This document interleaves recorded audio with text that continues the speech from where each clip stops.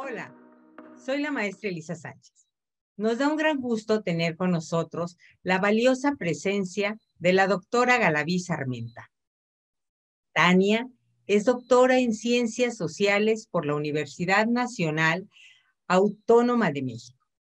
Se especializa en el análisis de proceso para la construcción de paz desde un enfoque sistémico. Es miembro del Sistema Nacional de Investigaciones, profesora del Centro de Investigaciones en Ciencias Sociales y Estudios Regionales de la Universidad Autónoma del Estado de Morelos.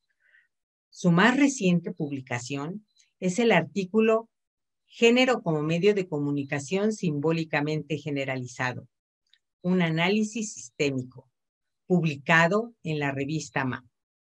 Hoy, la exposición que nos presenta Tania tiene como tema femenino-masculino, análisis sistémico del género y su código. Esperamos que al concluir tengamos preguntas, comentarios y, por supuesto, retroalimentación de parte de estudiantes, profesores, colegas e interesados en el seminario. Con gran gusto le cedo la palabra a la doctora Galaví. Pues muy buenas tardes. Quiero agradecer a Carlos y a Elisa la invitación y a los integrantes del Seminario Internacional de Sistemas Sociales, Redes y Complejidad del Departamento de Sociología de la Universidad de Guadalajara.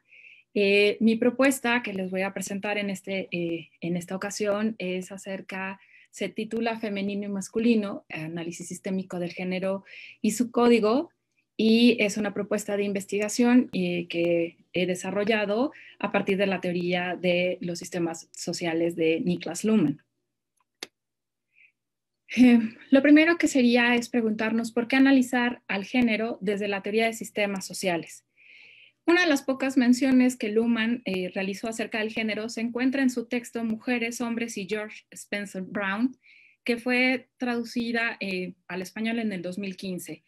En este texto, Luhmann aborda el problema de la autorreferencia en los estudios de la mujer a partir de la observación de la distinción hombre-mujer. ¿Qué quiere decir esto de la autorreferencia? A lo que se refiere Luhmann es cómo un mismo código se puede estar enlazando y vinculándose de manera que se puede explicar a sí mismo. Es decir, cuando hablamos, por ejemplo, del dinero, no necesitamos dar mayor explicación de qué estamos hablando cuando hablamos del dinero. No necesitamos mayor explicación de qué estamos hablando cuando estamos hablando de la verdad. Y en este caso, Luhmann, cuando aborda la cuestión del código hombre-mujer, justo lo que dice es que no hay necesidad de una explicación mayor a partir de esa autorreferencia, pero también señala que este tipo de análisis le permite a él hacer un análisis de qué pasa con esa tercera parte que está excluida, aquello que no es hombre o que es mujer, pero también lo que cabe señalar es que el género no constituyó un elemento de análisis en la teoría de Niklas Luhmann. Y dado que el género forma parte de la complejidad social, se considera pertinente para tratar de comprender las interacciones entre los sistemas psíquicos. En la teoría de Luhmann, las personas somos consideradas como sistemas psíquicos porque somos sistemas de conciencia, es decir, lo que nos define es la capacidad que tenemos no solo de comunicación, sino de reflexión en torno a esa comunicación. Por lo tanto, somos sistemas de conciencia que además tenemos un proceso simbiótico con nuestros cuerpos físicos. Y por lo tanto, también tenemos una relación con las expectativas de conducta que son diseñadas y que son implementadas a partir de la sociedad. Entonces, el género es importante entenderlo porque va dentro de esta complejidad social, va estableciendo este tipo de interacción en el cuerpo, en la conciencia y en la comunicación. Y es muy importante también analizar el género porque en una sucinta revisión bibliográfica y acerca de la producción desde la teoría de sistemas de Luhmann sobre el género, únicamente encontré a 3 autores que lo han trabajado. Uno es Luhmann, que ya lo he mencionado, y otras 2 autoras. Una es Drusilla Cornell y Christina Weinberg.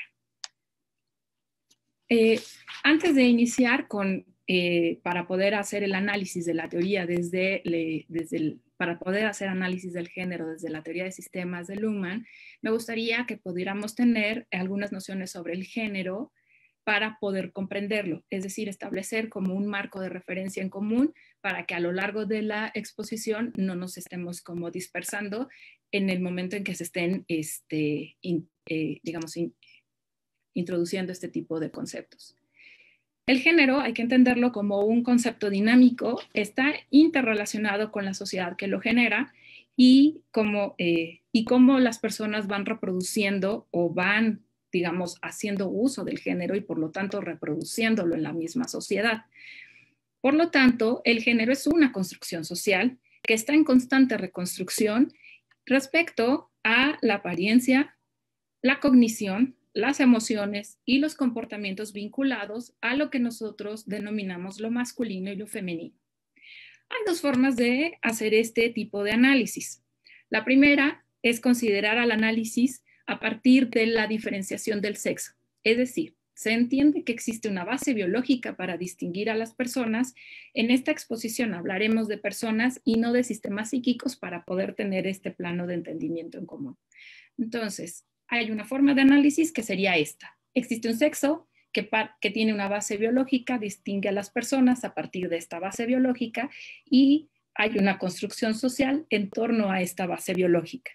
La otra forma de hacer análisis es señalar que no existe una base biológica de diferenciación y que ambos, tanto el sexo como el género, son construcciones sociales.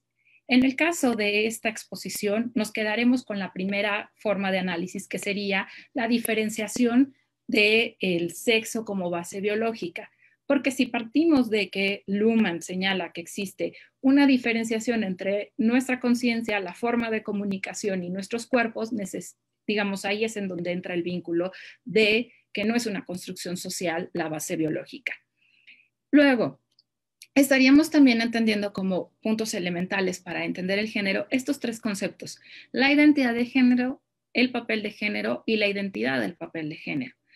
El primero es el sentido psicológico de cada quien respecto a cómo es un hombre o una mujer, es decir, cómo nos percibimos como hombres o como mujeres.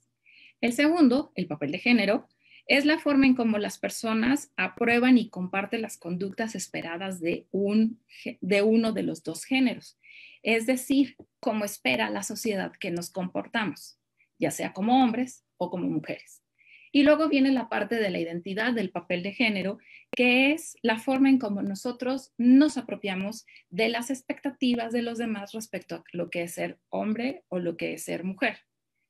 Y digamos que la división de los cuerpos a partir de la identidad y del papel de género y de esta base biológica ha servido para controlarnos a partir de nuestro cuerpo y también para establecer una base normativa, es decir, de costumbres, de leyes, etcétera, que van al mismo tiempo determinando este control de nuestros cuerpos, un control de la forma comunicativa y un control de la forma en cómo realizamos nuestros procesos de conciencia o de pensamiento. El género en la teoría de los sistemas sociales, les había comentado que hay 3 autores que lo están trabajando. El primero sería Luhmann con su obra Mujeres, Hombres y George Spencer Brown, traducida en el 2015. Les había comentado que Luhmann utiliza el análisis de la distinción hombre-mujer para poder a partir de ahí analizar 2 cuestiones. Primero, la autorreferencia, es decir, que no se requiere otro elemento para definir qué es ser hombre, qué es ser mujer. Y por el otro lado, hacer un análisis de cómo incluir a el tercero excluido, es decir, aquello que no es hombre o que no es mujer o que no se considera hombre o mujer. Ahora, de acuerdo a Luhmann, esta distinción hombre o mujer se considera simetrizada, es decir, existe una unidad, hombre-mujer, que es un todo, pero al mismo tiempo esta diferencia entre los contrarios establece una simetría en donde una de las partes es considerada o utilizada de manera constante en la comunicación y la otra no lo es tanto. Entonces, por lo tanto, tendríamos como esta simetría en el uso comunicativo. Por el otro lado, tendríamos también esta parte de presentar a los elementos que constituyen estos contrarios asimetrizados, que excluye a los terceros, es decir, aquellos que no son ni hombres ni mujeres, y por lo tanto, de acuerdo con Luhmann, este código se considera sin una tecnificación alta. Una tecnificación alta en un código implica que no hay posibilidades de que exista un tercero. Un ejemplo sería el código del poder. Existe el poder y el sin poder, pero no existe un tercero, no hay un casi sin poder o un poder a medias, o se tiene poder o no se tiene. Ese es un código con tecnificación alta. En el caso del código hombre o mujer, hay posibilidades de que exista algo intermedio entre hombre y mujer y por lo tanto no hay una tecnificación alta. Para poder, digamos, tener cómo operar este tipo de códigos, de acuerdo con Luhmann, existen los programas. Estos programas son los que establecen las condiciones y consecuencias de la inclusión del tercero excluido en el código. Pero, en este caso, Luhmann no señala en su obra cómo se desarrollan estos programas, ni tampoco cuáles son los programas que se derivan a partir del código de hombre y mujer, sino que se restringe a ver cómo es la posibilidad de incluir este tercero excluido en el código. La siguiente autora que se tomó en cuenta es Drusilla Cornell. Ella es una filósofa feminista estadounidense que publicó en 1992 su artículo The Philosophy of the Limit, System Theory and Feminist Reform. Y en él lo que hace es hacer un análisis acerca de la jerarquía del género. Para ello, lo que hace es vincular la obra de Niklas Luhmann con Lacan y a partir de ahí establecer que el género es un sistema de comunicación de sentido. Y a través de este sistema de comunicación de sentido, tiene una interacción con el código del derecho y por lo tanto se va estableciendo como autorreferencial. Es decir, de nuevo, esto que señalaba Luhmann al inicio, cuando tenemos hombre y mujer como un sentido, como una forma comunicativa, no se requiere mayor explicación de qué es el hombre y qué es la mujer, pese a la posibilidad de que exista un tercero en medio de ambos. Y para Cornell, este sistema está basado en la codificación del complejo de Edipo. Y este complejo de Edipo le permite a su vez establecer una jerarquía hombre-mujer. Esta jerarquía en donde hombre tiene preferencia no solo comunicativa, sino también funcional en los sistemas sobre mujer. ¿Qué quiere decir esto? Que por lo general se va a estar tomando en cuenta lo masculino o lo que es ser hombre por encima de mujer en casi todos los sistemas. Sin embargo, la cuestión aquí sería que, de acuerdo a Drusilla Cornell, esta distinción hombre-mujer no está socialmente construida y no puede ser atribuida biológicamente, que era lo que señalábamos al inicio de cómo se hace el análisis, de las posibilidades para hacer análisis de género. Y además establece una jerarquía que la cuestión aquí sería que es un poco difícil entender una jerarquía en la teoría de sistemas de Luhmann cuando la propuesta luhmanniana es que las jerarquías es una fase evolutiva de la sociedad y que es superada una vez que se llega a la fase de la distinción por funcionalidad, es decir, más allá de qué domina en una sociedad es cómo la sociedad opera de acuerdo a las distintas funciones que van emergiendo de cada uno de los sistemas o subsistemas que le componen. De acuerdo a su siguiente publicación de Drusilla Cornell, Enabling Paradoxes, Gender and Difference System Theory, de 1996, ella señala que la existencia del código hombre-mujer debería de realizarse mediante un cambio de ese código para que eventualmente desaparezca el género. Sin embargo, una de las primeras críticas que se le podría hacer es que no es nada, o sea, no se puede hacer la sustitución de los códigos comunicativos únicamente cambiando los significados, sino que se requiere construir nuevos códigos comunicativos que sustituyan a estos significados. Me voy a regresar un poco. Hombre y mujer forman una unidad comunicativa que es género. Si lo que quiero es cambiar al género, necesito no solo cambiar lo que se entiende por hombre y mujer, sino cambiar toda la unidad, es decir, quitar al género y generar una nueva forma comunicativa, y esa nueva forma comunicativa tiene que tener a su vez un código que permita entender a qué nos estamos refiriendo cuando utilizamos esa unidad comunicativa. La tercera autora que se toma en cuenta es Christine Weimach, que en el 2013 publica su texto Gendering Luhmann, The Paradoxical Simultaneity of the Gender, Equality and Equality. Y lo que ella hace es, de nuevo, señalar al género como un código autorreferencial. Cuando, insisto, la autorreferencialidad está dada en tanto que no se requiere a otro código que venga a explicar qué es género y qué es hombre y qué es mujer. Y por el otro lado, ella señala que este código, el género, opera como un mecanismo de interacción entre las personas y los sistemas sociales, y para ello, para hacer este vínculo entre las personas y los sistemas sociales, se requiere un elemento intermedio que serían las organizaciones.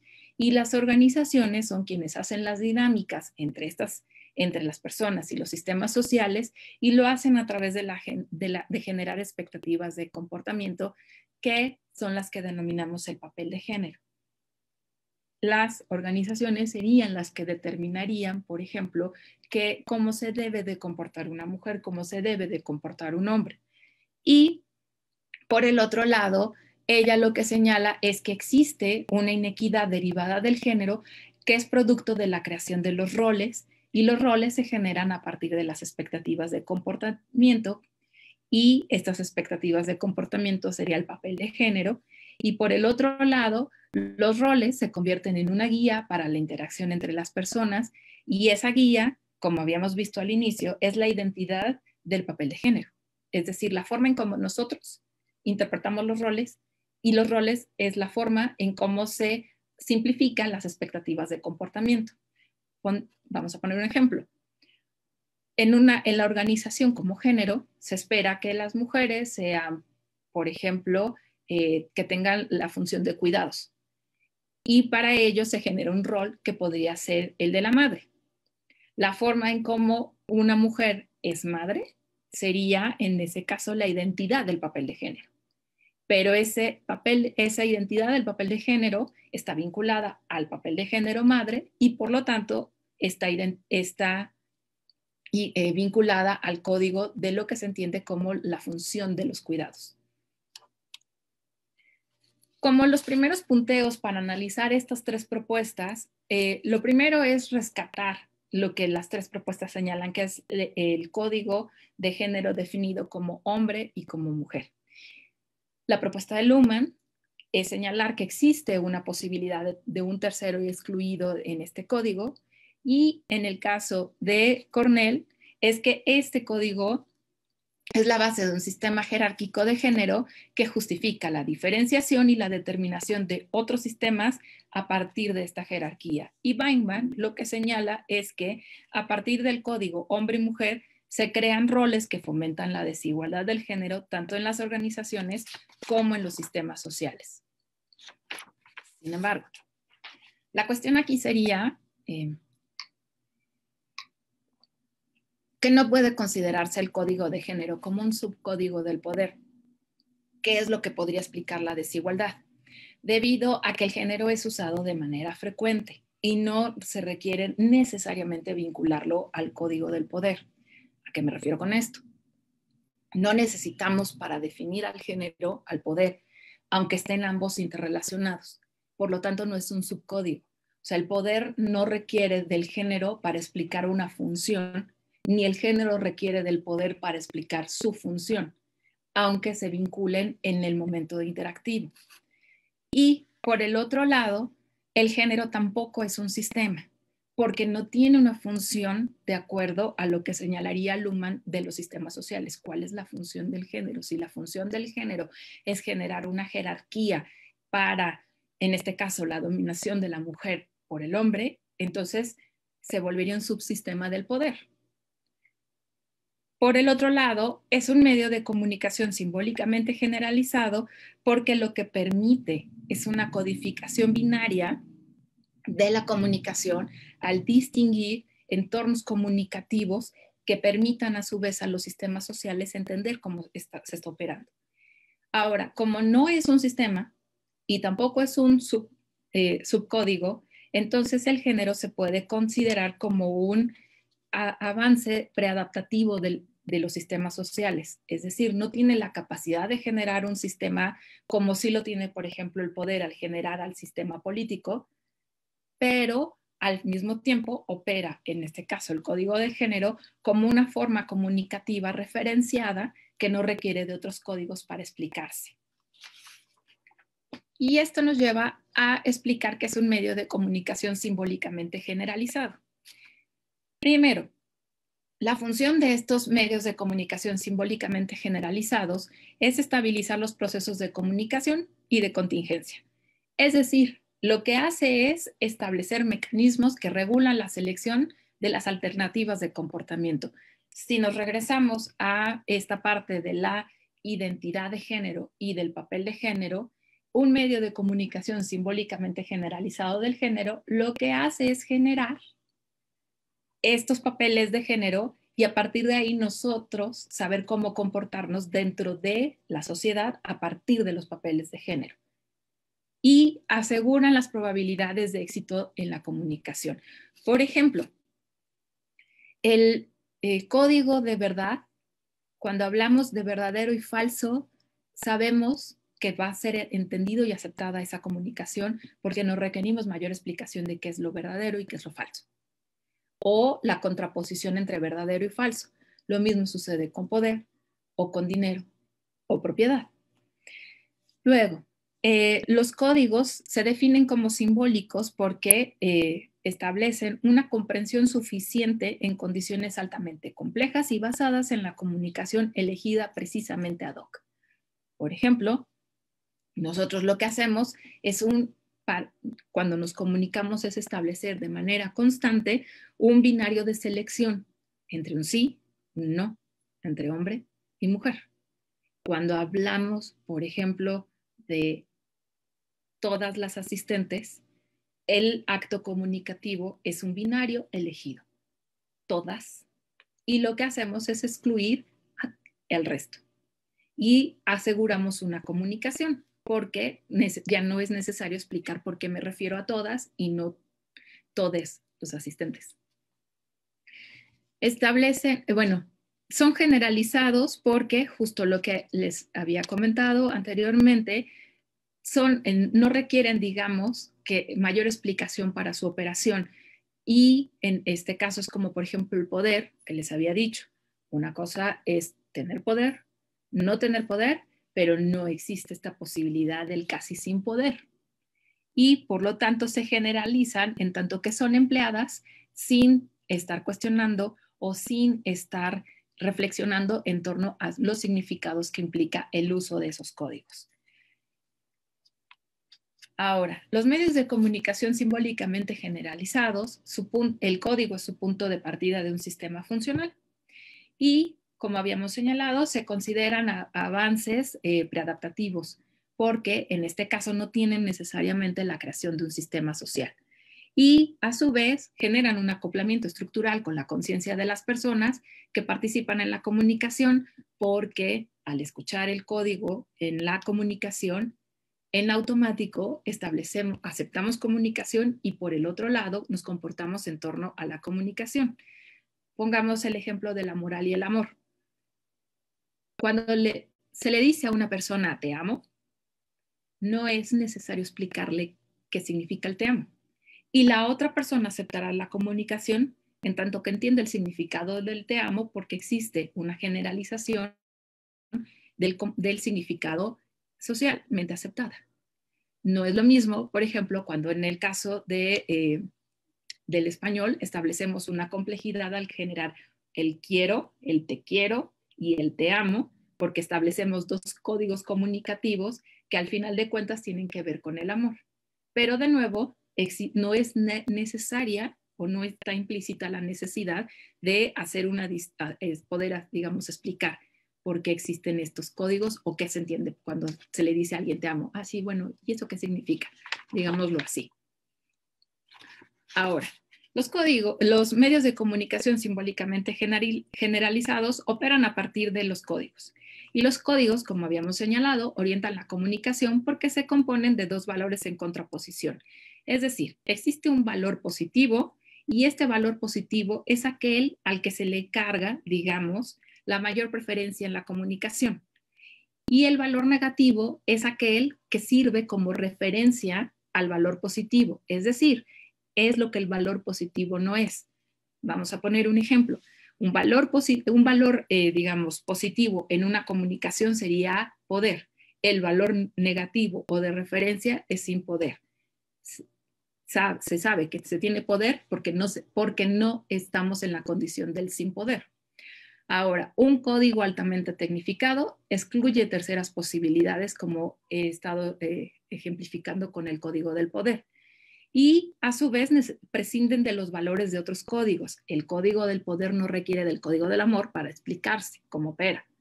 Y pueden ser alterados mediante la comunicación. ¿Qué quiere decir esto? Cuando dos códigos están operando, vamos a poner el ejemplo del código del dinero y el código de la verdad, y se da una corrupción, es cuando se sobrepone la operación de un código sobre el otro código y no necesariamente responde a su propia lógica. Si el código del dinero se sobrepone al código de verdad, es cuando, por ejemplo, se pagan los resultados en una investigación científica.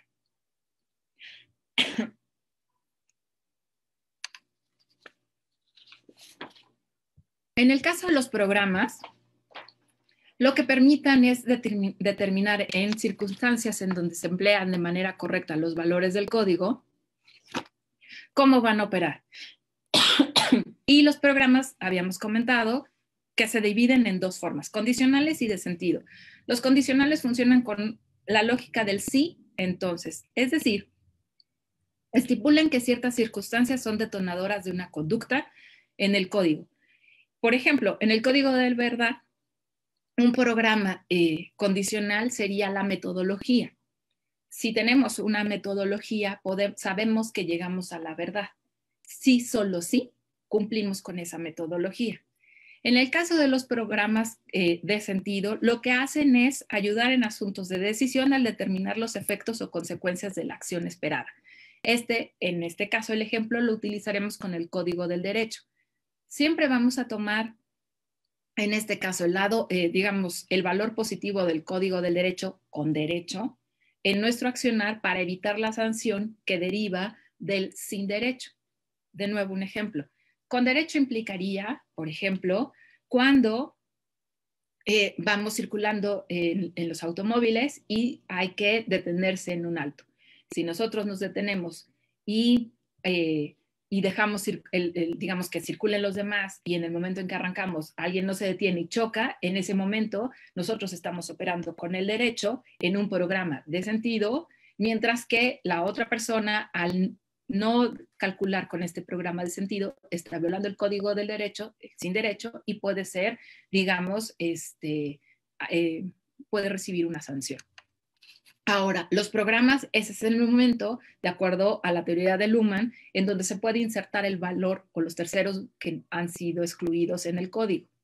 Y al ser estos excluidos, es que se establecen nuevas expectativas de comportamiento de cómo actuar, por ejemplo, frente al código de la verdad, cuando hay verdadero o falso, o cuando tenemos, por ejemplo, una respuesta indeterminada. Lo regresamos al método científico, hacemos una investigación, tenemos una hipótesis que se va a definir a partir de verdadero o falso, pero si esta hipótesis no es comprobada, pero tampoco es, digamos, falseada, es decir, no se ha rechazado, entonces tenemos esta posibilidad del tercer excluido que nos daría pie a una nueva investigación para comprobar esta situación que quedó por fuera del rango verdadero o falso. Y por último, los roles serían el conjunto de expectativas que limitan En este caso, a comportar las personas o los sistemas psíquicos. Y tienen 3 mecanismos de implementación, que sería, por un lado, la universalidad, que posibilita la entrada del comportamiento al sistema funcional. Es decir, existen roles que son universales en cualquier sistema social. Un ejemplo sería el rol del juez o el rol del jurado en el sistema de derecho. El segundo mecanismo sería el de la generalización, que se vincula a la observación del código. ¿Qué quiere decir esto? Quiere decir que a partir de este rol del juez, el rol del juez siempre va a estar operando en función de con derecho o sin derecho. Y por último, tendríamos la especificación, que determina la variedad de posibilidades de inclusión. Va de nuevo. Tengo al rol del juez, que se vincula a través de la generalización con derecho sin derecho, y la especificación es cómo va él a interpretar las leyes de tal manera que se vincule con el código de con derecho sin derecho. Ahora, los roles no dependen de la individualidad de las personas que los ejecutan, pero sí permiten un margen de adaptación a cómo se ejecuta por cada una de las personas. Si nos llevamos esto al código del género, sería la identidad del papel de género. Es decir, usamos falda corta o larga, usamos el cabello largo o corto, pero al final de cuentas está dentro del margen de este rol. Y operan mediante procesos simbióticos con los sistemas psíquicos, es decir, con las personas. Y esta operación simbiótica lo que quiere decir es que en muchas de las ocasiones nosotros actuamos los roles sin necesariamente cuestionarnos los roles. Es decir, los internalizamos de tal manera que cuando los estamos empezando a actuar o a ejercer, no necesariamente cuestionamos la forma en cómo se actúan o se ejercen, sino simplemente los ejercemos, aunque cada quien tenga sus características de cómo se vayan interactuando. El género y su código, bueno, pues aquí lo que habría que señalar es que ya habíamos dicho que hay una distinción hombre o mujer como la base del código de género, pero el empleo de sustantivos, cuya función es la designación de seres más no de conductas, nos puede restringir un poco la capacidad de poder comprender cómo opera este código. Por lo tanto, mi propuesta es que lo cambiemos a masculino, femenino. Y si se han dado cuenta, me permití una licencia respecto a este código porque lo he invertido para esta presentación.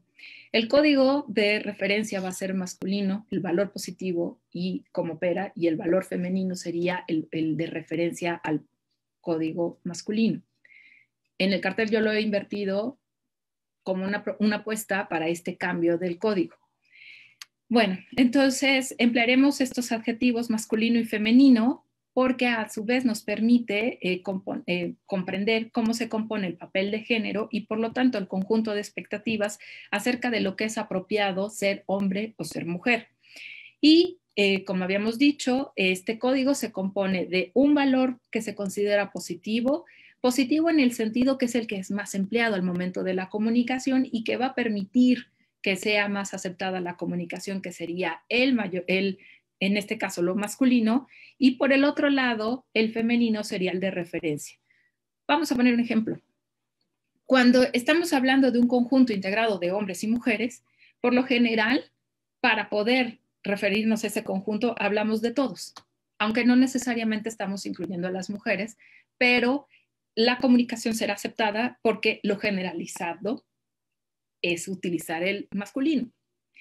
Pero, por ejemplo, viene un choque un poco más fuerte cuando en el sistema de los roles femeninos empezamos a referirnos a los roles femeninos en masculino. ¿A qué me refiero por esto? Por ejemplo, utilizar vicepresidente o la vicepresidente en lugar de la vicepresidenta. Utilizar como selección de comunicación, en este caso al valor masculino, para que sea aceptado el rol, independientemente de que en realidad está siendo ejercido desde el valor femenino. Entonces, esto nos lleva a los programas con los que opera el género. El primero, digamos, es el de la heterosexualidad. En este caso, el código masculino y femenino determina la selección de cómo se comporta una persona respecto, o cómo es el comportamiento sexual de una persona a partir de la vinculación del código. La heterosexualidad expresa la obligatoria convivencia entre personas físicamente diferenciadas por el código masculino y femenino. Dicha interacción se centra en lo masculino como el valor preponderante y emplea imágenes, discursos y signos para validar de manera constante el programa. A continuación, les voy a mostrar algunas imágenes que implican la heterosexualidad obligatoria. De entrada, por ejemplo, si hacemos el ejercicio de poner en el buscador bodas, lo que encontraremos sería esto. Y en estas imágenes lo que encontramos es la referencia específica al programa de la heterosexualidad obligatoria, sobre todo en la primera imagen, porque a menos de que hagamos la precisión en la comunicación en el buscador diciendo bodas, gays, matrimonio igualitario, etcétera, encontraremos otro tipo de imagen. Pero si la palabra únicamente es boda, esta es la respuesta. Y por lo tanto, también se genera un fuerte proceso de simbiosis con las personas a partir de que se generan expectativas de comportamiento de acuerdo a lo que es el código masculino y femenino y a los requerimientos de conciencia. ¿Qué quiere decir esto? La forma en cómo se hace natural e incuestionable y asimilado que el comportamiento y los cuerpos de las personas sean coherentes con el programa heterosexual, lo que implica que aquellas personas que no se ajusten a dicho código sean rechazadas y forzadas a ajustarse al código. De ahí la dificultad para invalidar o bien modificar dicho programa. ¿A qué me refiero con esto? De manera constante, cuando el programa de heterosexualidad establece sus propios roles, uno de esos roles es cómo se configura la mujer en una relación heterosexual, cómo se configura el hombre en una relación heterosexual. A la mujer se le imponen ciertos roles como, por ejemplo, el ser femenina, tener un comportamiento sumiso frente a la masculinidad de los hombres en la heterosexualidad obligatoria. Y se excluye la posibilidad de la existencia de otro tipo de interacciones que no sea entre personas diferenciadas de manera, digamos, físicamente diferenciadas. Otro de los programas que tiene el código del género es el machismo. Y el machismo actúa de manera sinérgica con la heterosexualidad para establecer expectativas de comportamiento fundadas en la capacidad fálica de las personas y el ejercicio del control sobre las mujeres, que implica una reducción de su comportamiento a los planteamientos de los roles femeninos determinados por los roles masculinos. Por ejemplo, para el valor masculino se considera que las personas, de acuerdo con expectativas de comportamiento específicas como la fuerza, la acción, la violencia, la imposibilidad de expresar sentimientos, tengan roles que se vinculen a esta forma de, digamos, de comportamiento. Y estos roles serían, por ejemplo, tener actividades, por ejemplo, en la defensa, como policías, militares, o bien para proveer a sus familias sin permitir, digamos, la posibilidad de proveer a las mujeres. En el caso del valor femenino, las expectativas de comportamiento específicas se vinculan con la belleza, la pasividad, el cuidado de las familias, las relaciones comunitarias y sobre todo el ser pacíficas. Y de estas características se derivan los roles femeninos como el trabajo doméstico, la crianza de los hijos, la enfermería, la enseñanza no profesional. Les decía al inicio de mi exposición, por ejemplo, que de la expectativa de comportamiento femenino de cuidados se deriva, por ejemplo, la maternidad, y a partir de la maternidad, cada una de las mujeres que la ejercen establecen cómo es que van a ejercer su maternidad. Y lo más importante de este programa es que exalta la posesión de la mujer por parte de quienes operan los roles masculinos, lo cual implica equipararla a un objeto que pueda regirse bajo el código de la propiedad y por ende justifica vigilarla y controlar su cuerpo, actividad e identidad para evitar el daño o la pérdida de dicha propiedad, no de la persona, del objeto. Y esto nos lleva a los siguientes ejemplos. Aprende a cocinar estaría vinculada al rol del cuidado y al trabajo doméstico, además del paralelismo de identificarlo con el rol de mi viejita, es decir, como su madre, como si lo que se esperara de una mujer en una relación heterosexual regida por el machismo es que se comporte como la segunda madre de su pareja. Por el otro lado, esta diapositiva del presidente Putin diciendo yo no tengo días malos porque no soy mujer, lo que quiere decir es su imposibilidad, no solo de expresar sentimientos, sino el autocontrol que implica el no expresar sentimientos y que las mujeres no los tienen, supuestamente. Y por el otro lado, tendríamos el reforzamiento de expectativas de comportamiento a partir de estos juguetes. Por un lado tenemos los roles femeninos de cuidado y por el otro lado los roles masculinos, en este caso demostrar la fuerza y demostrar su capacidad de ejercicio de poder. Y quise poner también un ejemplo de cómo sería esta parte del control y posesión de la mujer en este tuit de Gibran Ramírez Reyes, que fue aspirante a la presidencia del partido Morena, en donde en una discusión que tenía Fernández Noroña en la Cámara de Diputados, lo que le señala es que su comportamiento esperado del diputado frente a otra diputada es que la debía de amarrar, traerle unos buenos y finos alcoholes para que se quede por propia voluntad y por lo tanto la controle. Y todavía lanza la crítica de, ay, es broma, amigas feministas, ustedes que no se saben controlar y no tienen esta capacidad de una racionalidad constante como si la tenemos los hombres o si la tienen los hombres, según Gibran Ramírez Reyes. Otro programa del código de género sería el de la misoginia. Y la misoginia es el odio, rechazo, adversión y desprecio de los hombres hacia las mujeres y en general a todo lo que se relacione con lo femenino. El machismo exalta lo masculino, mientras que la misoginia rechaza lo femenino. Y, por lo tanto, subraya la creencia de que las mujeres son biológica, física, moral e intelectualmente inferiores, menos capaces y por naturaleza menos hombres. Como si las mujeres necesitaran ser hombres para ser. Y acá tendríamos estos ejemplos. Si Hillary Clinton no pudo satisfacer a su esposo, entendemos que está aludiendo al caso Lewinsky, ¿cómo puede pretender satisfacer a Estados Unidos?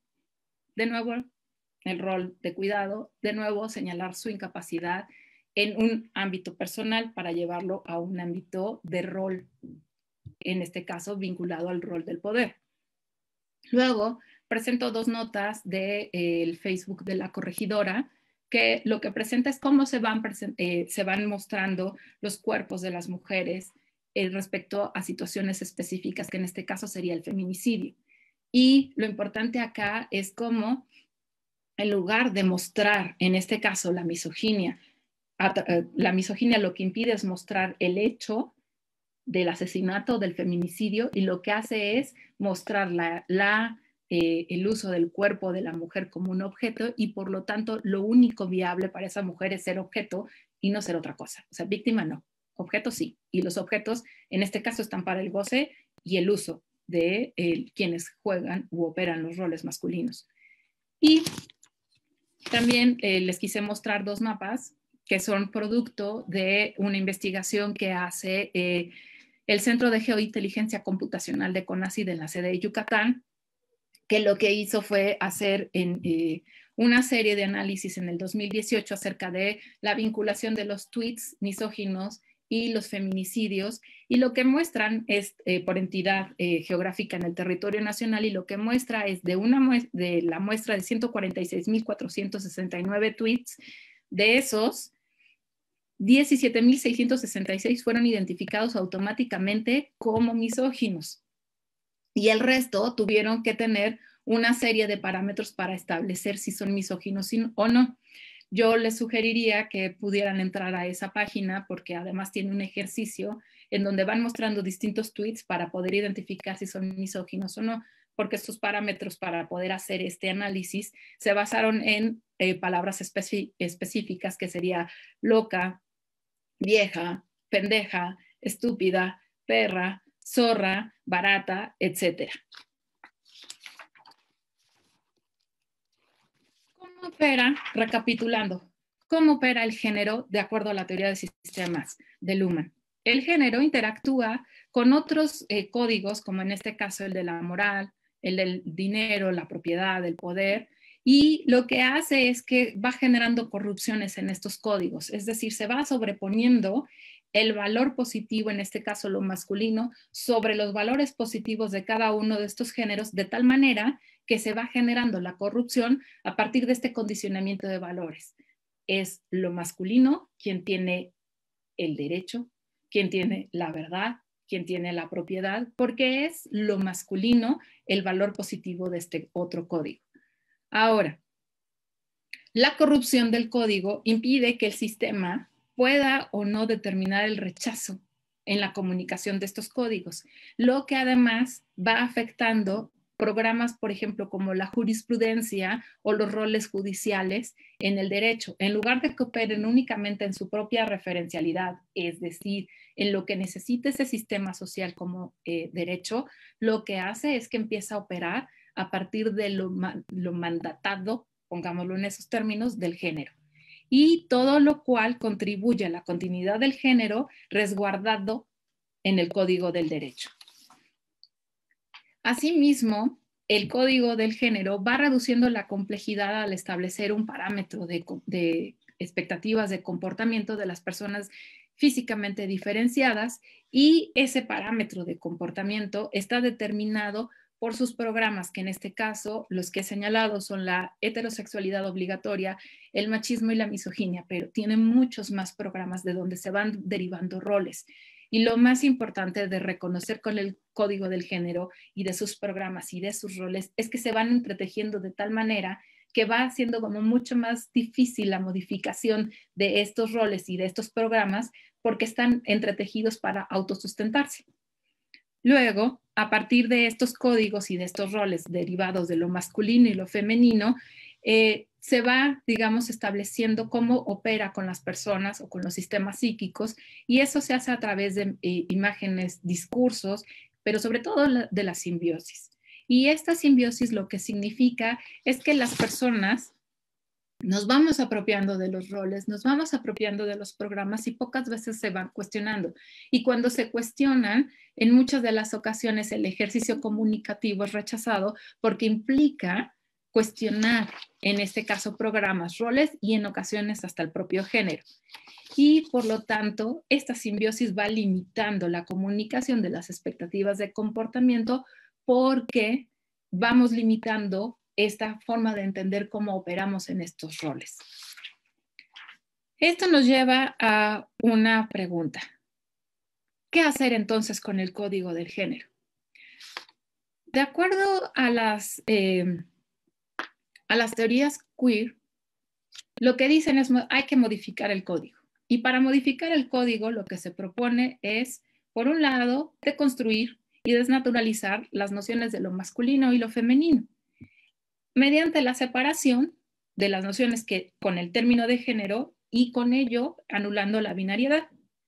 Pero ello implica modificar el código y no sustituirlo por otro. Lo que las personas que se definen como genderqueer o no binarias hacen es que se asimilan dentro de los programas y roles derivados del código de género. No, perdón, me corrijo, no se asimilan dentro de esos programas y roles, pero apelan a este para su definición, otorgándole la carga de referencia. ¿Qué quiere decir esto? Cuando dicen, no, yo soy no binario, lo que hacemos es inmediatamente referirnos a la existencia del código binario de género, y por lo tanto es el código de género el que tiene la carga positiva, porque es el que se reconoce en la comunicación de manera inmediata, y el no binario es lo que no es el código de género. Y por el otro lado, pues no están modificando el código, al contrario, lo están reforzando porque no establecen un nuevo código. Todo el tiempo están referenciándose hacia el código de género, y al referenciarse hacia el código de género, lo que hacen es fortalecerlo como un elemento comunicativo.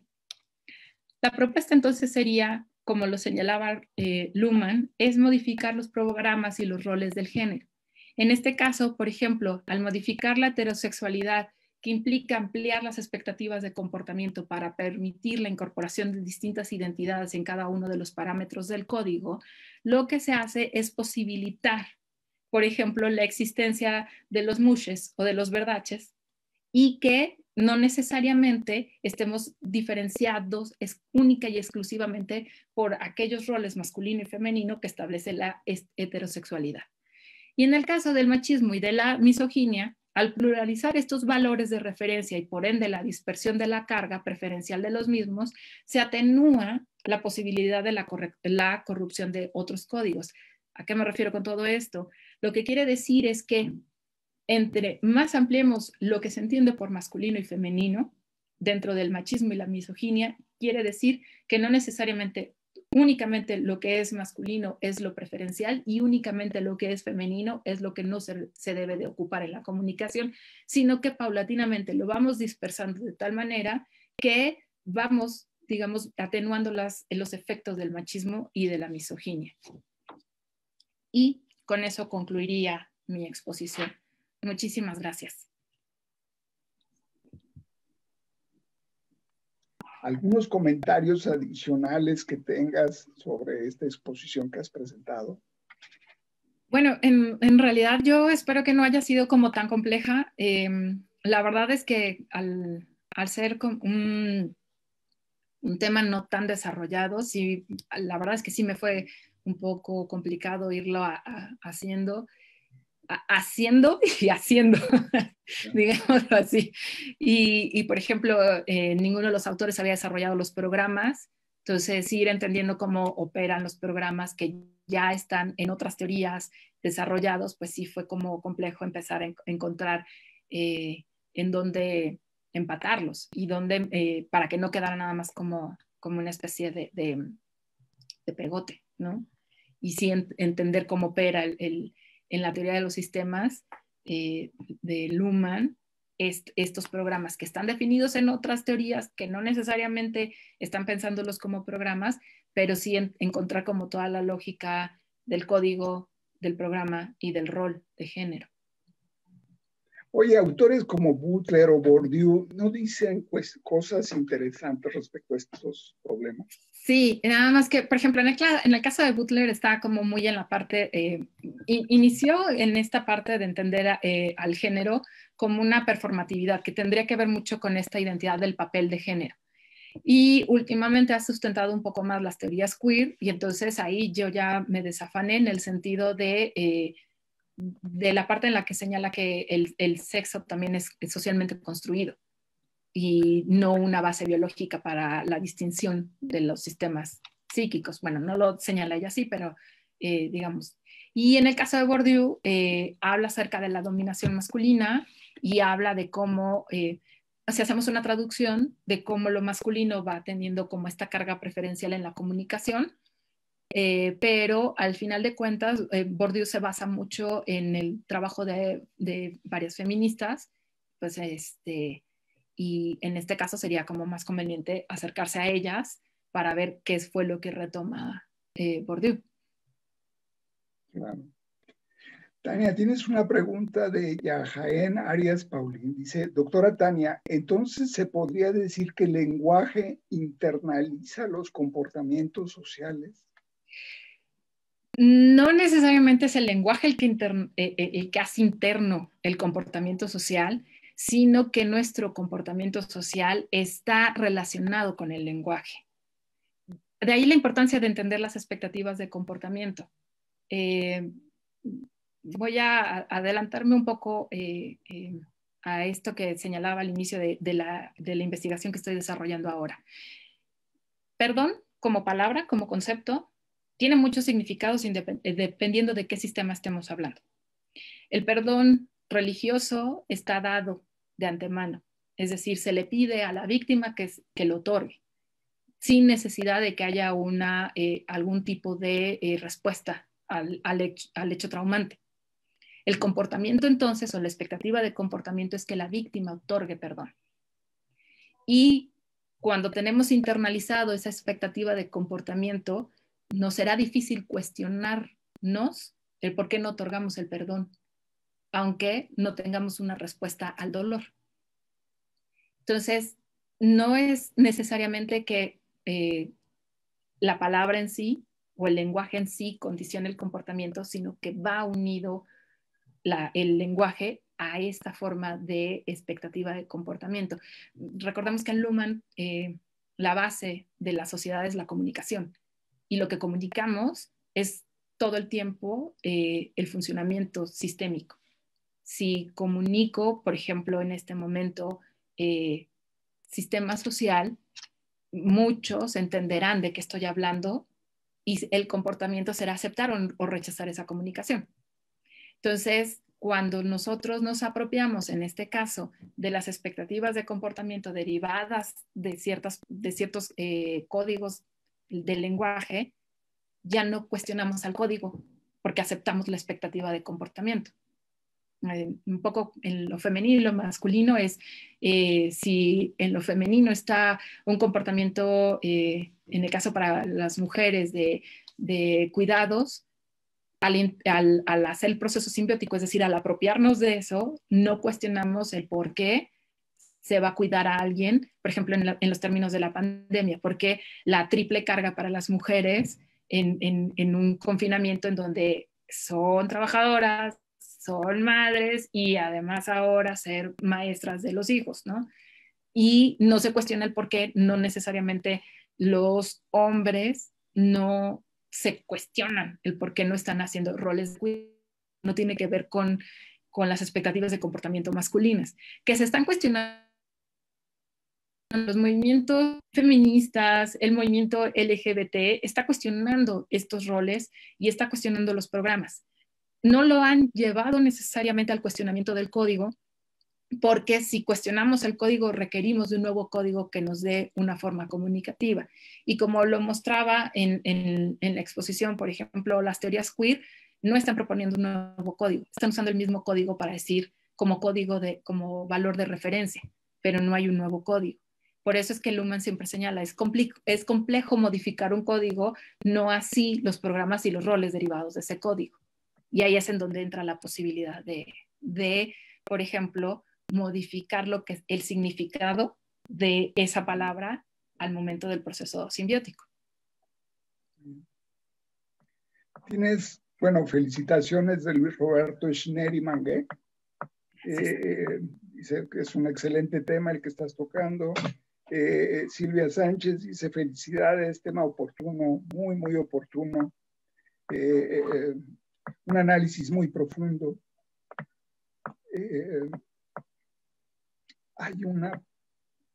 Es posible crear un lenguaje comprensible para la gente común, no especialista, para comprender estas cuestiones de género. Sí, bueno, digamos, el ejercicio que yo realicé fue tomar, digamos, las teorías y los conceptos de género y, digamos, hacer una equiparación a los conceptos luhmannianos. Pero sí hay formas de hacerlo. Acá lo tuve que, digamos, que poner al nivel del código, digamos, de científico para poderlo establecer en paralelismo, pero sí hay forma. O sea, por ejemplo, todo esto del rol, del papel, de demás, o sea, lo podemos traducir de una forma como bastante sencilla. La identidad de género es cómo nos perciben, cómo nos percibimos nosotros siendo hombres o mujeres. El papel de género es cómo esperan los demás que nos comportemos al ser hombres o mujeres. Y la identidad del papel de género es cómo nos comportamos de acuerdo a esas expectativas. O sea, era lo que yo decía, nadie dice que, por ejemplo, que en un rol de género de cuidados, las mujeres necesariamente tengan que, por ejemplo, utilizar tacones al momento de hacer el rol de cuidados. Si alguien lo prefiere hacer así, lo hará. En el rol, por ejemplo, de profesores, si están vinculados digamos, a los papeles de género, nadie dirá porque llega un hombre puede llegar de bermudas y una mujer no llega de bermudas a una clase, por ejemplo. Entonces, sí hay forma, digamos que eso sería más bien como en los procesos de difusión y de divulgación, y creo que acá me quedé yo más bien en la parte más analítica, de análisis teórico. Rodrigo Bazán tiene otra pregunta. Dice, ¿las identidades no heteronormadas serán programas o roles?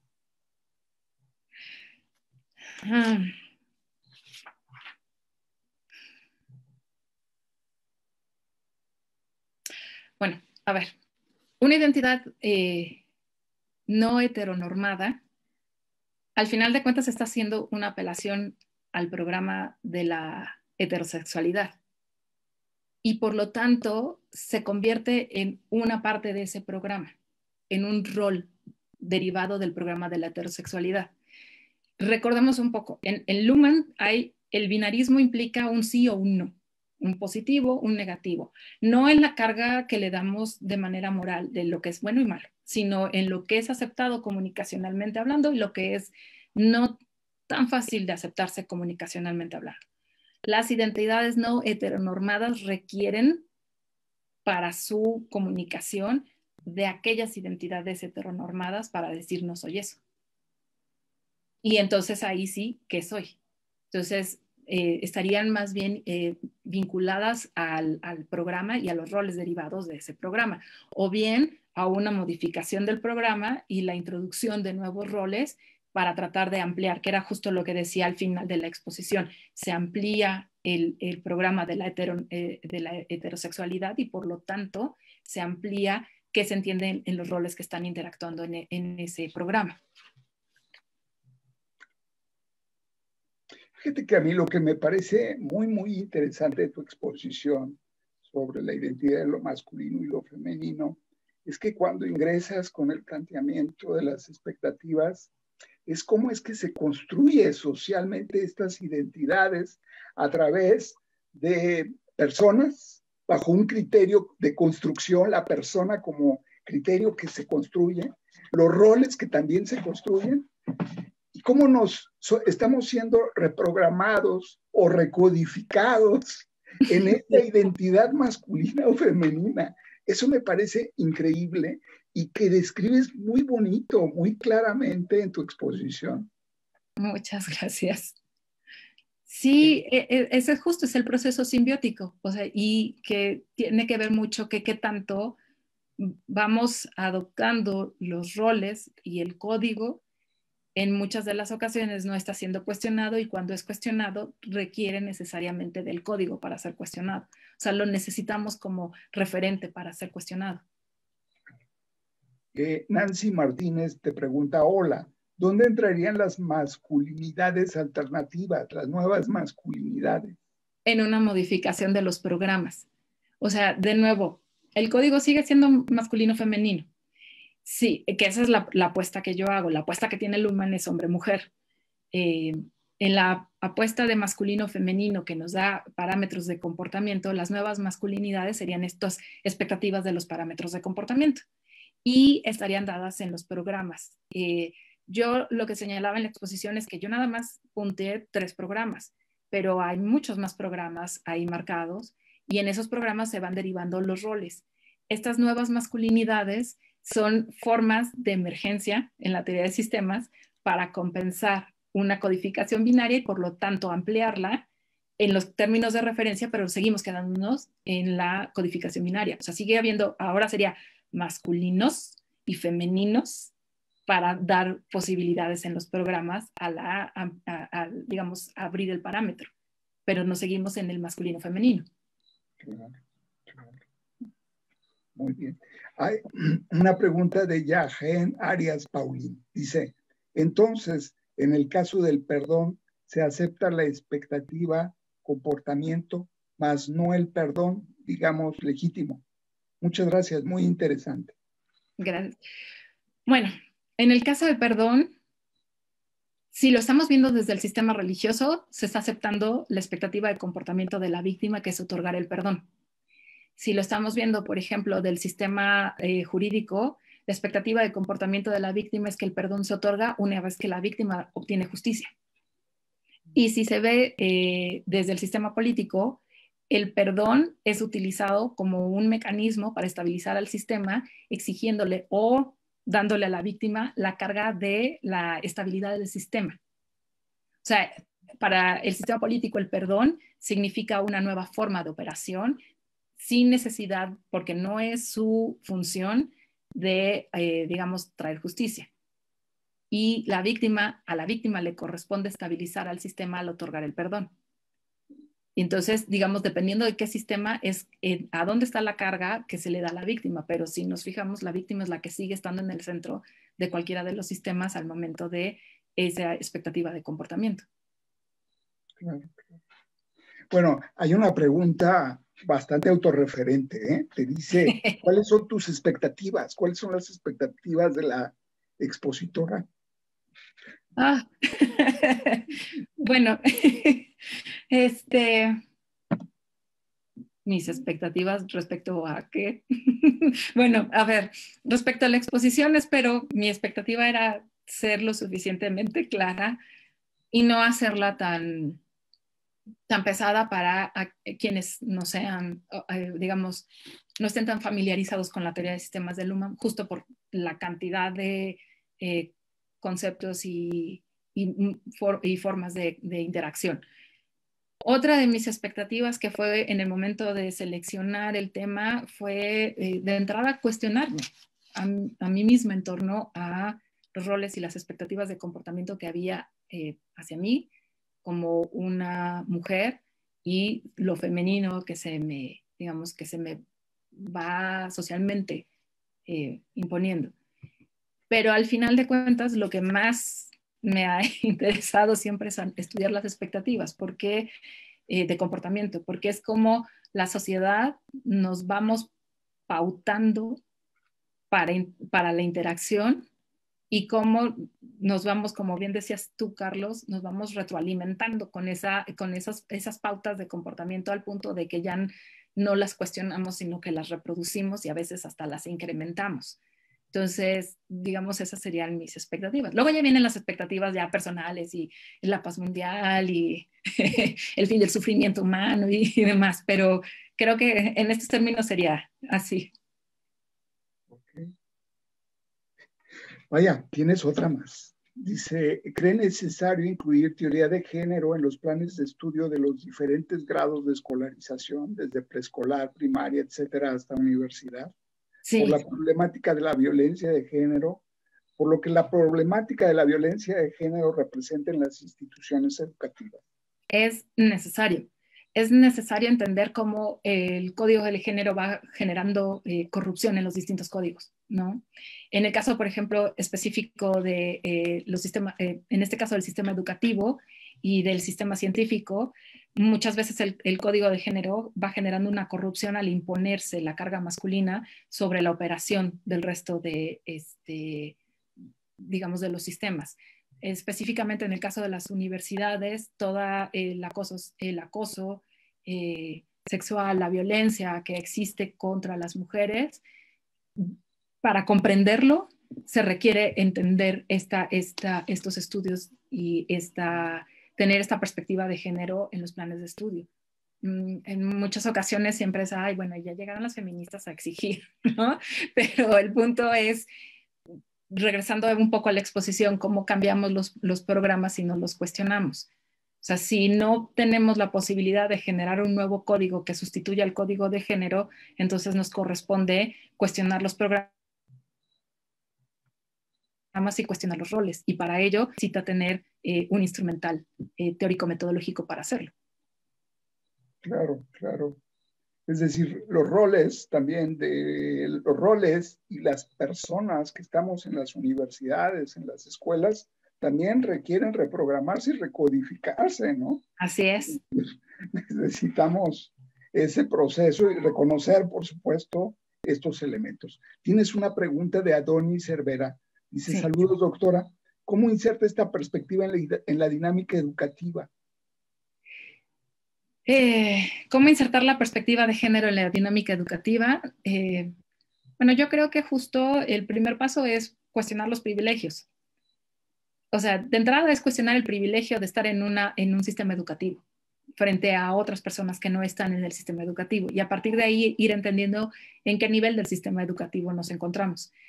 Para mí, por ejemplo, estar en la universidad y posgrados es un privilegio por encima de mucha gente dentro de nuestra sociedad. Cuestionar ese privilegio es la primera parte de empezar a cuestionar al género. Porque al cuestionar el privilegio podemos distinguir dónde están nuestros privilegios, así seamos mujeres o seamos hombres, y luego vendrían los cortes, digamos, interseccionales, es decir, la raza, o en este caso, mejor dicho, la etnicidad, la edad, las condiciones económicas, etcétera. Y el punto, me parece, lo más importante de la perspectiva de género, al final de cuentas, es cuestionar. O sea, el punto es cuestionar lo que hay para justo recodificar y reprogramar a la sociedad. No, y evitar en la medida de lo posible toda esta corrupción de los códigos que va generando el código de género. Porque aunque no es un sistema, ha tenido la posibilidad de ir, digamos, corrompiendo códigos y por lo tanto sistemas. Y llega un punto en que ya ni siquiera se cuestiona el por qué operan los sistemas como están, si no se tiene como esta perspectiva de dónde viene la corrupción de ese sistema. Diego Suárez te pregunta, cuando se amplíe el espectro de comportamientos socialmente aceptados en lo que se refiere a lo masculino y a lo femenino, ¿podría llegar un punto en que estas diferenciaciones masculino-femenino llegaran a ser obsoletas? Esto por una falta de diferenciación entre expectativas y roles de lo masculino y lo femenino. Esa podría ser una de las salidas en dado caso que no se pueda sustituir el código. O sea, si no podemos sustituir el código con un nuevo código comunicativo, al ampliar de tal manera el espectro, se va diluyendo el mismo código y eventualmente emergerá otro que nos dé la posibilidad de sustituirlo. Me gustaría poner el ejemplo de cuando estaban vinculados el código de la moral con el código de poder. Conforme va ganando complejidad la sociedad, se dividen el código de la moral, lo bueno y lo malo, con poder y sin poder. Y entonces, al dividirlos, el código de poder genera un sistema que es el sistema político para la toma de decisiones y la operación sistémica, y el código de la moral se va diluyendo y se queda restringido únicamente a ciertos, digamos, como apuntalamientos en ciertos sistemas, pero eventualmente termina siendo corruptor de sistemas y eventualmente ha sido paulatinamente rechazado en la comunicación. Si ampliamos el código de género al tener como los masculinos, los femeninos, así en amplio, entonces eventualmente género se empieza a diluir como algo o como un código que es autorreferencial. O sea, ya va a llegar a un punto de a qué te refieres cuando hablas de género. ¿Y qué es lo que no está sucediendo ahorita? Y esto se lograría en dado caso modificando programas y modificando roles para que se diluya la fuerza del código como elemento comunicativo. Rodrigo Bazán te pregunta, ¿la investigación académica reproduce o naturaliza los roles de género en los objetos que estudia? Las dos. No las personas en las universidades, sino las formas de trabajo, los marcos teóricos como forma de mantener el código, los programas y los roles. Así es, las dos. O sea, al final de cuentas naturaliza y los va reproduciendo. O sea, las personas lo que hacen es justo jugar un rol y hacen una simbiosis con el rol, pero los roles responden a programas y esos programas son los que van estableciendo los marcos operativos. Si las personas cuestionan los roles y empiezan a cuestionar los programas, se puede hacer una modificación respecto a esos roles y programas. Jazmín Ameda te pregunta, doctora, gran exposición, felicitaciones, pero entonces, ¿qué tan factible sería la apuesta del feminismo radical por la abolición del género? Es decir, en realidad solo sería posible apostar por las modificaciones en los comportamientos y programas esperados para cada género en lugar de abolirlos. El punto más, o sea, la apuesta del feminismo radical sí es la abolición del género, porque a partir de la abolición del género se pierde la carga comunicativa en donde lo femenino sea lo referencial de lo masculino y lo masculino sea lo positivo en la comunicación. Pero al final de cuentas, para hacerlo, necesitaríamos un nuevo elemento que sustituya esa forma comunicativa. Y lo que habíamos visto un poquito antes en el marco de las preguntas y las respuestas era cuando ampliamos la posibilidad de los masculinos, los femeninos, entonces vamos diluyendo al género. Es un proceso más lento que la abolición, pero eventualmente tiende a ser la abolición del género, porque ya no, el género ya no sirve como elemento comunicativo. O sea, toda esta exposición, toda esta ronda de preguntas, nadie ha preguntado qué es el género. Yo no expliqué qué es el género. O sea, llevamos hora y media hablando del género, todos aceptando la comunicación y no hubo quien dijera, oye, pero ¿a qué te refieres cuando hablas de género? Entonces, a eso es a lo que me refiero. Cuando vas ampliando de tal manera, lo diluyes. Es lo que en términos lumanianos sería una deflación del código. El código ya no sirve para comunicar. Y entonces, ahorita el código está fuerte porque sirve para comunicar. No necesitamos explicar al género. Hablamos todo el tiempo de género y lo femenino y lo masculino. No dijimos qué es. Cuando sucede el proceso de deflación de un código, significa que tenemos que decir, cuando hablo de tal cosa me refiero a esto. Ah, gracias. Entonces ahora sí tenemos parámetros comunicativos. O sea, lo que yo hice al inicio de la exposición, al explicar qué era la identidad, el papel de género y la identidad del papel de género, fue justo hacer una explicación para tener términos comunicativos, pero nunca expliqué qué era el género. Y lo aceptaron como comunicativamente hablando. Wow. Tania, George Partyboy te pregunta, ¿y cómo hacerlo? Justo. O sea, mi apuesta es ampliarlo para diluirlo. O sea,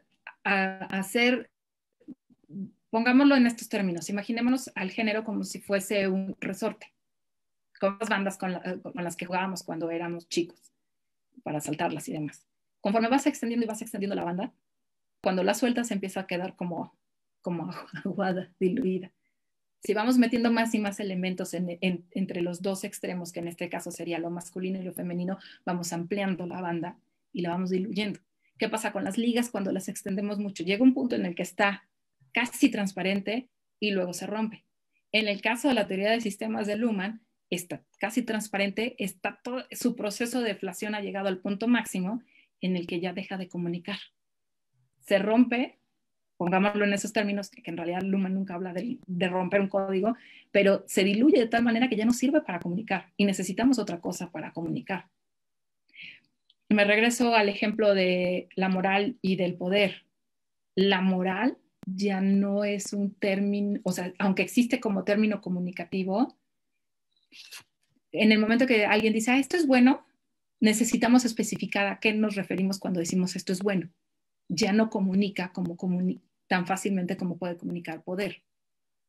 Y eso sería la forma en cómo hacerlo con el género, que deje de comunicar, que deje de serle útil al sistema, porque al final de cuentas lo que define a la teoría de sistemas sociales de Luhmann es la funcionalidad. Traducido en términos sería la utilidad. Si ya no le es útil al sistema género como código, se diluye. Se requiere o emerge otro o se diluye y hay nuevas formas comunicativas. Muy bien. De Sex Sánchez dice, gracias doctora Tania Galaviz, excelente presentación. Es de suma importancia lo expuesto para entender un poquito algo tan puntual y urgente como el género y sus variantes, el comportamiento y sus vertientes, sobre todo en estos tiempos difíciles de cerrazón y en un país tan dado a la misoginia. Muchas gracias. Gracias. ¿Algún comentario sobre las preguntas que has recibido? Bueno, la verdad las agradezco muchísimo. Yo espero que, insisto, en la que me hacían de cuál es mi expectativa. Mi expectativa era que en la complejidad de la teoría de Luhmann y en la complejidad de usar a Luhmann para entender algo que ya de por sí es complejo, que es el género, pues creo que sí, o sea, que sí ha sido acogida la propuesta y sobre todo compartirla. O sea, compartir en el sentido comunicacional, ¿se ha entendido lo que he dicho? Puede que no compartir en lo significativo y que haya diferencias, pero yo de verdad, de entrada, Carlos, estoy muy agradecida por la invitación, y yo salgo de aquí muy contenta, de verdad. Pues creo que por el momento son todas las preguntas que tenemos. Y me parece que han sido todas muy interesantes, muy atractivas, nos dejan mucho a la reflexión. Y bueno, también tu exposición ha sido brillante, clarificadora. Las preguntas me parecieron justo cuando ibas terminando, se conectaban exactamente con lo que estabas comentando y diciendo. Bueno, con estas apreciadas conclusiones, el Seminario Internacional de Sistemas Sociales, Redes y Complejidad, el Departamento de Sociología y la Universidad de Guadalajara agradece a nuestra estimada doctora Tania Galaviz Armenta su valiosísima participación y su excelente presentación. Muchas gracias, Tania. Muchas gracias.